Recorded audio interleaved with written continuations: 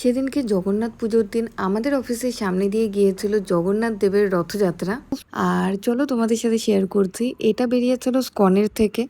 আর এটা খুব সুন্দরভাবে সাজানো হয়েছিল। আর ভিড়টা জাস্ট তোমরা দেখো, যে পুরো রাস্তা ভিড়ে লোক হয়ে গিয়েছিল। আর প্রথমে আসলো বলরাম দেব, তারপরে সুভদ্রা, আর সবার শেষে এলো জগন্নাথ। আর আমি রথের দড়ি টেনেছিলাম। ভালো লাগে এই রথটা দেখতে, যখন এটা আমাদের অফিসের সামনে দিয়ে যায়। রথটা ভীষণ সুন্দর। আর জয় জগন্নাথ।